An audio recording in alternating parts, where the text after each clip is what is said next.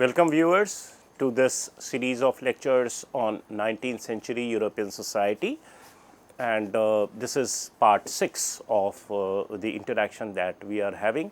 In the earlier 5 instances that we talked about this particular issue, we have covered quite a few aspects of this in the sense how production logic, how market principles, how laissez-faire, Adam Smith's assertions over a period of time, particularly by 1830s, had become mainstream kind of idea, and it had started impacting social norms.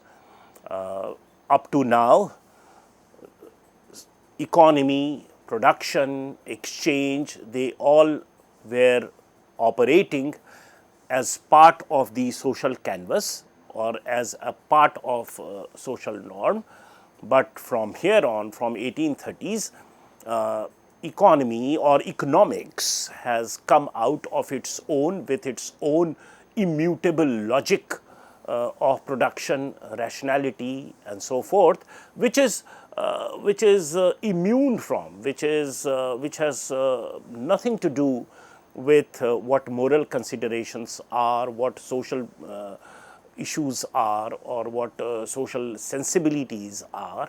So it had come to be elevated to the level of the laws as we understand it in natural sciences. So the economic laws of say laissez-faire, etc., were now understood as immutable, invariant, and something that's almost given and has to be respected, because moral considerations or social considerations will only interfere and jeopardize the prospects of the potentialities of this logic. Even problems like poverty and other unemployment issues, etc., were sought to be understood as something which was temporary, and if this logic is to be given free play or not interfered with, then it would eventually take care of these problems as well. So, as we discussed in the last part of our interaction, this kind of faith was reposed on economic laws, the way this faith was reposed in, say, medical sciences, that if you take this medicine, your pain will go, and that kind of a thing. And it was not to be subjected to any kind of counter critique or something. So,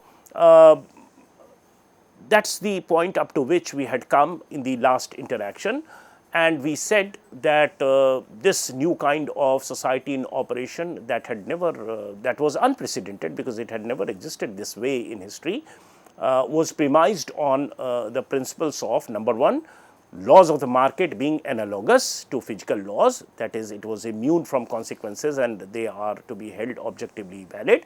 And the second was that the operation of economy was not to be judged by success or failure in serving social and moral ends, because social and moral ends are different issues, they are subjective issues, and operation of economy is to be understood in very objective sense of the term, in very objective sense of the logic. Third premise is that this new mechanism, and when we say new mechanism, think of the market principles, think of the free market logic, think of laissez-faire, think of production on rational basis, think of the faith in continuously going on producing, come what may, because eventually it will take care of all the problems as well, and it will level out everything in terms of demand and supply mismatch and so forth. So, this new mechanism, if not interfered with, would automatically make everyone richer and therefore happier. So, these are the promises with which industrialization in its initial phase began. So, there is lot of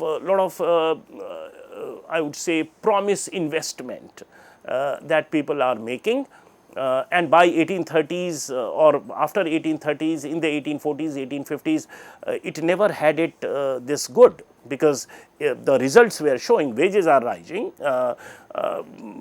average life expectancy is improving, people are getting freedom from pain, or their pains are reduced thanks to medicines that are now available, vaccines, injections, and several other medical interventions, pills.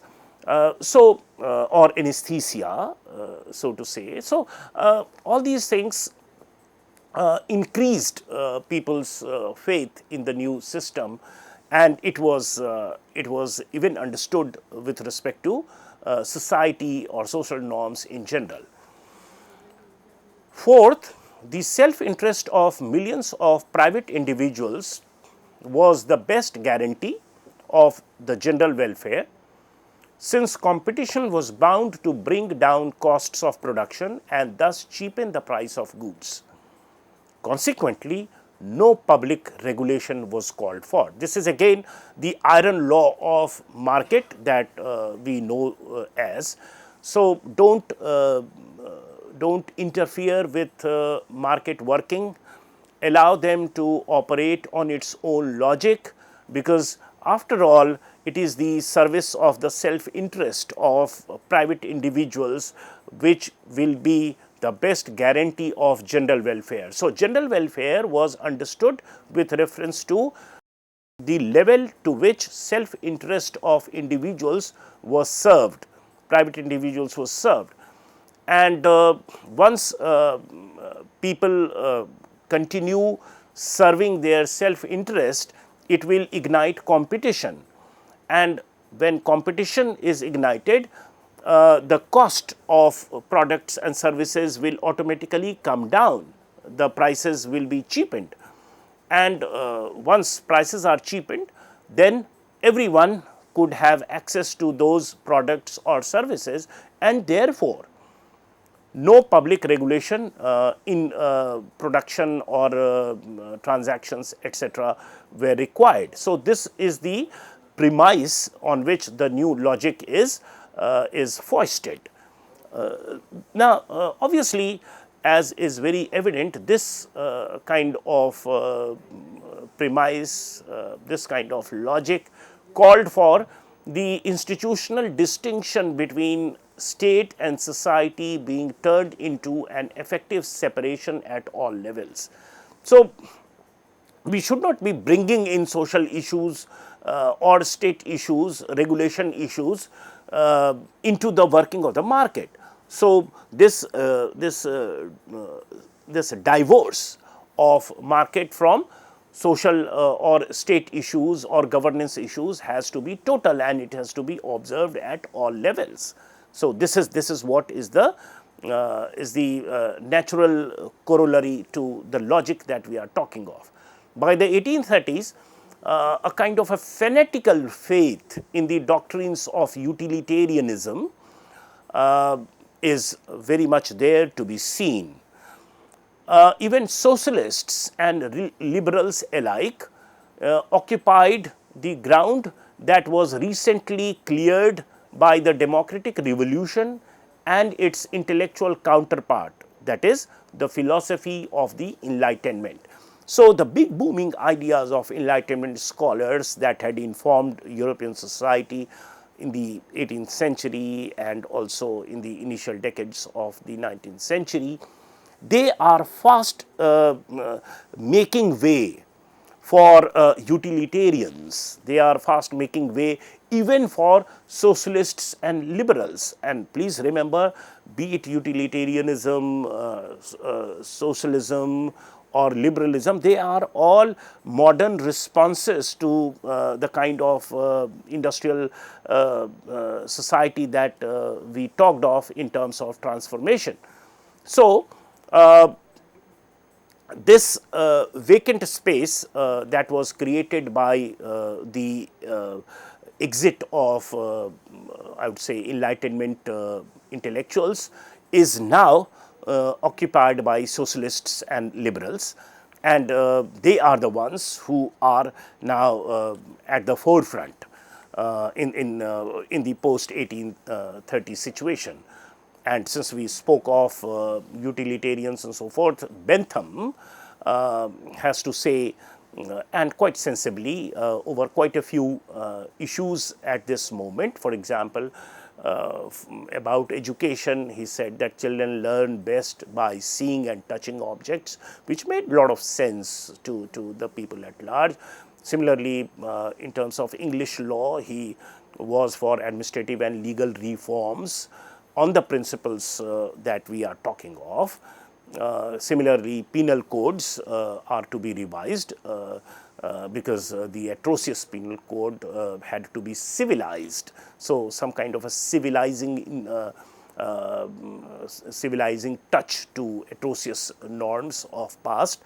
This is also the time when slavery is abolished, slave trade is abolished, and so forth. So, there is a lot of positivity as well with this new logic that is at work, but as a historian we are just tracking how it all comes about in different phases and at different moments. However, apart from these positives, the blight that Bentham cast upon the administration of the poor law, and poor law is not to be understood as poor here is not to be understood as an adjective for law, but law related to the poors, right. So, here we find that applying the utilitarian or this new market logic to define as to who is a poor, or what should be the law that should govern the lives and fortunes of the poors in society, that is where it runs into problem, because it severely restricted the choice for the poors between the factory and the workhouse, and this was terrible. So, factory, of course, if they are laid off, then they should wait eventually to be absorbed again by the factory, else they go to their workhouses, which was again a new arrangement created. Earlier, it were the parish houses under church which took care of the paupers, and they were just understood as unfortunate people, and the onus of being born a poor did not lay on the individuals. But now application of this logic, this changed logic, is attributing this poverty to individuals, that they are lazy, they do not want to work, and therefore they are poor, because if they choose to work, there is enough avenue in the industrialized society for them to be rich, to be taken care of by the resources created. So, this legislation, the poor laws, was promptly put into effect by the victorious liberals, as we just discussed, that liberals and socialists alike, they are the ones who are taking forward these logics from here on. And this new creed that is of utilitarian or liberalism was assailed from two different directions. So, it's from 1850s onward, from the middle of the 19th century, this I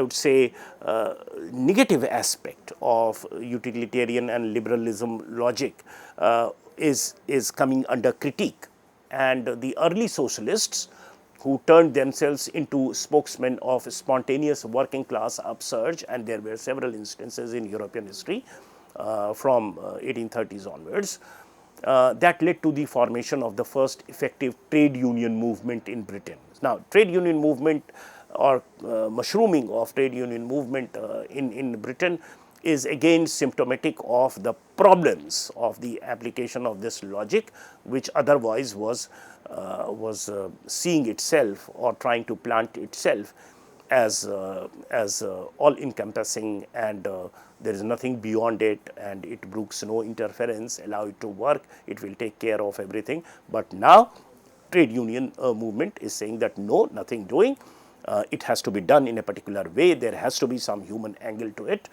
because they are the ones, the urban proletariat is the one which is at the receiving end of all this.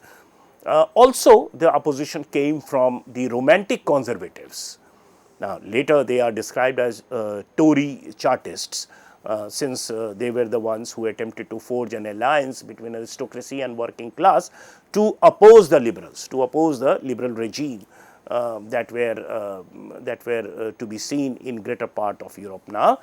So, these aristocracy, which had been almost dealt with a fatal blow post the French Revolution and several other revolutions elsewhere in Europe, they are now coming together with the working class to oppose this new logic, new utilitarian liberal logic.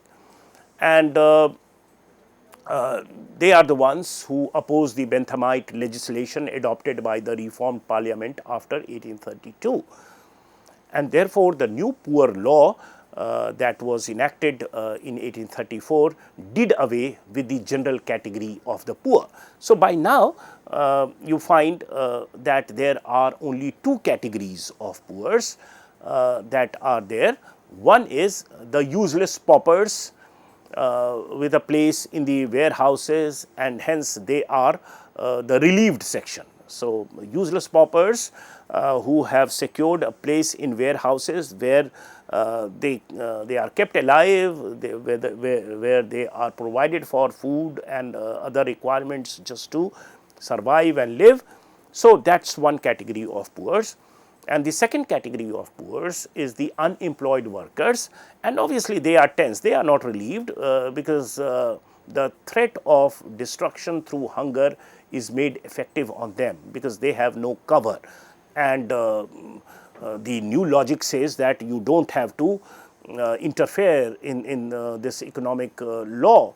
And so, moral considerations or religious considerations of what will happen to poors, they are unfortunate people, this is out of misfortune, etc., that logic is not working.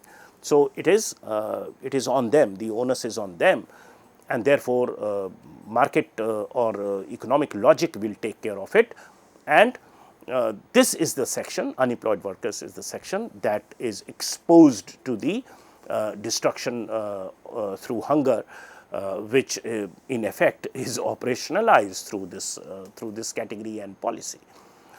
So, the charm of the new creed was that it conflated two separate phenomena, one social and another economic.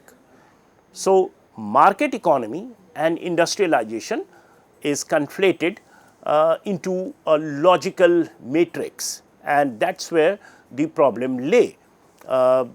You could just not have done this, because one is a social issue, the other has to do with economy, has to do with production, has to do with distribution and so forth, and you cannot simply dissociate social issues from the logic of economy or production and so forth. In fact, the sheer fact that this happened just because historically, and only historically, the two happened together, because individualism was the creed of the private entrepreneur.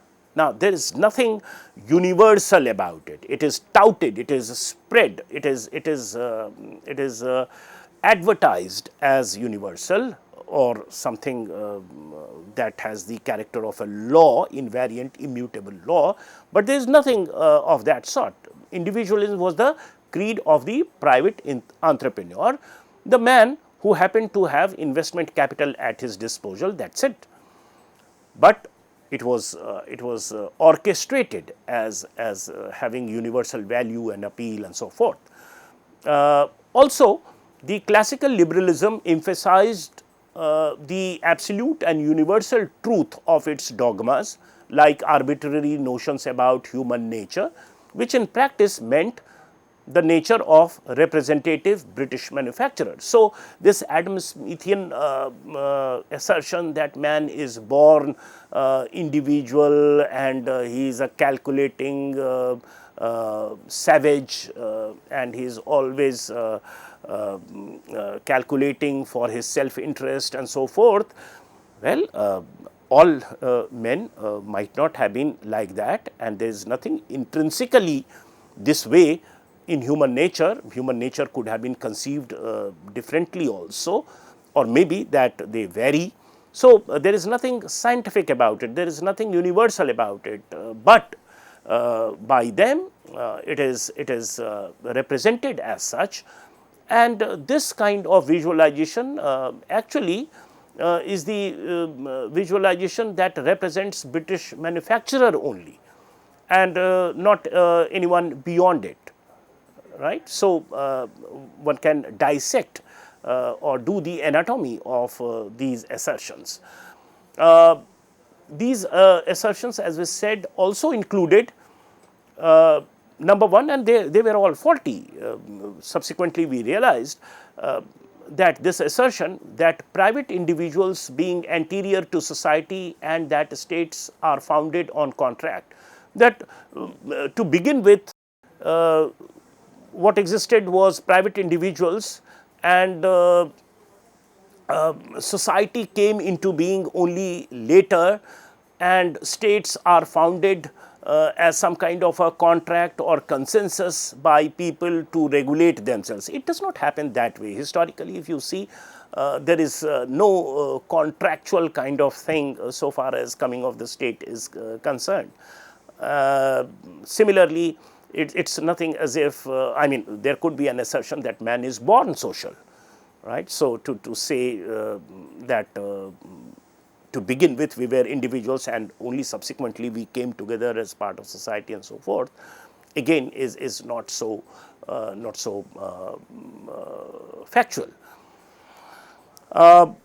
Second assertion that human needs are measurable, and this is like as I said, that positivist understanding of things, empirical understanding of things, that since we are able to observe, see things, touch things, measure things, weigh things, therefore, even human needs are measurable. This kind of a faith in even measuring our needs is presumed to be true. Fact of the matter is that they can be very nebulous, they can just escape being measured by any scale.